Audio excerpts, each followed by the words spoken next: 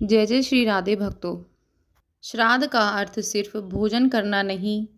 ज़्यादातर लोग सोचते हैं कि श्राद्ध का मतलब सिर्फ ब्राह्मणों को भोजन कराना है, लेकिन वास्तव में श्राद्ध का अर्थ श्रद्धा से किया गया कर्म है।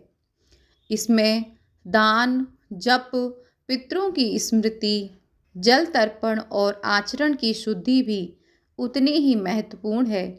श्राद्ध में सिर्फ पितरों को ही नहीं, यमदूतों को भी संतुष्ट किया जाता है। गरुड़ पुराण में कहा गया है कि श्राद्ध से यमदूतों की भी तृप्ति होती है। ऐसा करने से मृत आत्मा को परलोक की यात्रा में कष्ट कम होते हैं। श्राद्ध का भोजन देवपीठ तक पहुंचता है। धर्मशास्त्र के अनुसार जब ब्राह्मण या योग्य व्यक्ति भोजन करता है तो वह देवों और पितरों तक सूक्ष्म रूप से पहुंचाता है। इसीलिए कहा जाता है कि श्राद्ध का भोजन हमेशा सात्विक, ताज़ा और शुद्ध होना चाहिए। पक्षियों का आना शुभ संकेत है।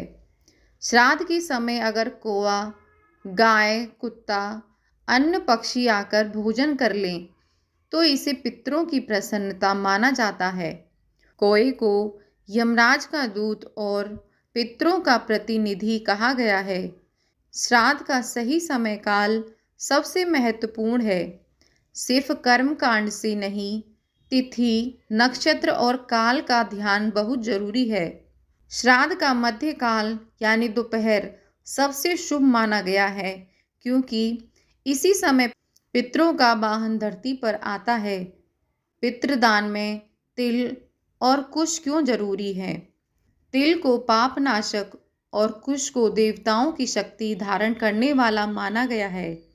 इसीलिए बिना तिल और कुश के श्राद्ध अधूरा माना जाता है। श्राद्ध केवल पूर्वजों को ही नहीं, अकाल मृत आत्माओं को भी शांति देता है।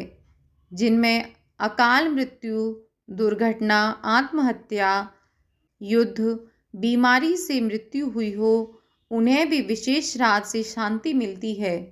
इसे नारायण बलि या प्रेत श्रद्धा कहा जाता है। ये बातें हैं जो आमतौर पर लोग गहराई से नहीं जानते।